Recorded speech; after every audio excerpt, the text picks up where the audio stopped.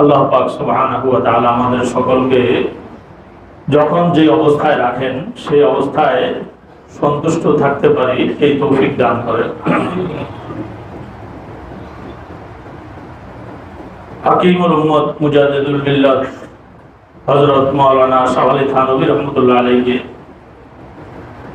তার বিখ্যাত খলিফা হযরত মাওলানা আব্দুল গনি ফুলপুরি রাহমাতুল্লাহ আলাইহি জিজ্ঞাসা করেছিলেন যে হযরত ইখলাসের উপরে, ইখলাসের মাকাম তো অনেক উপরে, বান্দা এরকম স্তরে পৌঁছে যাওয়া যে তার প্রতিটি কথাবার্তা কাজকর্ম সবকিছু একমাত্র আল্লাহ পাক সুবহানাহু ওয়া তাআলার সন্তুষ্টির জন্য নিবেদিত হবে।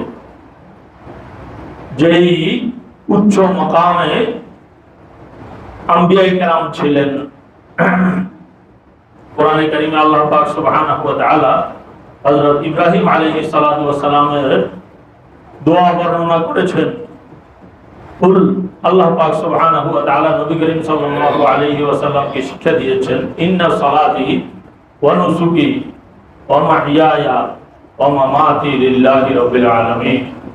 এই নবী আপনি বলে দেন যে আমার নামাজ, আমার ইবাদত, আমার জীবন এবং আমার মৃত্যু, অর্থাৎ আমার আপনার জীবনের প্রতিটি মুহূর্ত, প্রতিটি লম্হা যাতে আল্লাহ পাক সুবহানাহু ওয়া তাআলার জন্যই নিবেদিত হয়, আল্লাহ পাক সুবহানাহু ওয়া তাআলার সন্তুষ্টির জন্য উৎসর্গিত হয়।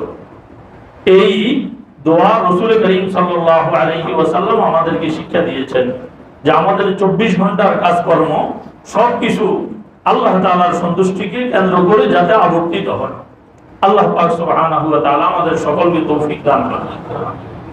তো হযরত মাওলানা আব্দুল গনি ফুলপুরি রাহমাতুল্লাহ আলাইহি হাকিমুল উম্মত থানভী রাহমাতুল্লাহ আলাইহি জিজ্ঞাসা করেছেন, এটা তো ইখলাসের সর্বোচ্চ স্তর, যে মানুষের সব কাজ একমাত্র আল্লাহ তাআলার জন্যই হবে, আল্লাহকে রাজি খুশি করার জন্যই হবে, দুনিয়ার অন্য কোনো স্বার্থ, দুনিয়ার মানুষকে দেখানো এই ধরনের কোনো উদ্দেশ্য থাকবে না।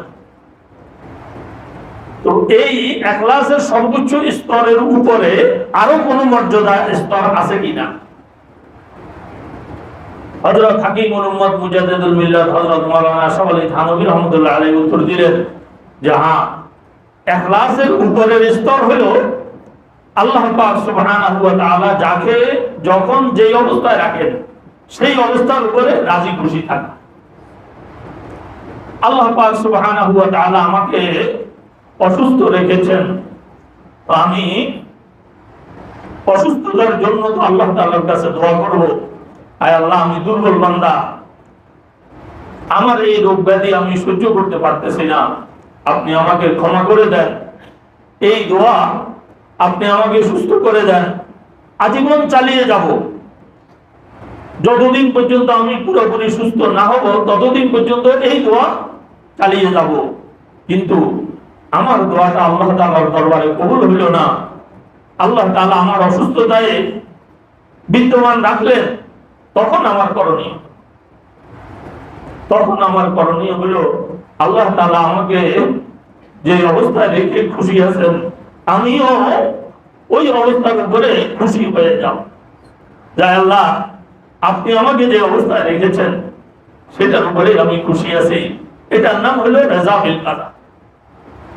আরেকজনের 10টা ছেলে আছে, আমার একটা ছেলেও নাই, সব কয়টা মেয়ে, আল্লাহ তাআলার কাছে দোয়া করলাম, কত তাবিজ তোমার করলাম, কত চিকিৎসা করলাম, কিন্তু একটা ছেলে হইল না।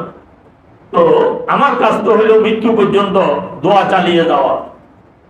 এই জন্য না যে আমি দোয়া করলেই আল্লাহ তাআলা সেটা শুনবেন, আল্লাহ তাআলার ইচ্ছা দিন, তিনি শুনতেও পারেন নাও শুনতে পারেন, কিন্তু আমি যে দোয়া করলাম আমার দোয়া যদি কবুল নাও হইল তাহলে এই দোয়াটা একটা ইবাদত, আমি যে আল্লাহ তাআলার কাছে চাইলাম, তাহলে আমার এই ইবাদতটা, এবং এই ইবাদতটা শুধু ইবাদত নয়, অন্যান্য সকল ইবাদতের সারনির্যাস, সকল ইবাদতের সারনির্যাসে হলো আল্লাহ তাআলার সামনে সারেন্ডার করে আত্মসমর্পণ করা। কি বলেন, ঠিক না? তো দোয়াটাও আল্লাহ তাআলার সামনে সারেন্ডার করা হয়। তো যখন আল্লাহ তাআলা আমাদেরকে যে অবস্থায় রাখেন সেই অবস্থার উপরে যদি আমরা খুশি থাকতে পারি, তাহলে কিন্তু এটা আল্লাহ তাআলার ওলি হওয়ার সর্বোচ্চ স্তর। আল্লাহ তাআলা আমাদের সকলকে তৌফিক দান করুন।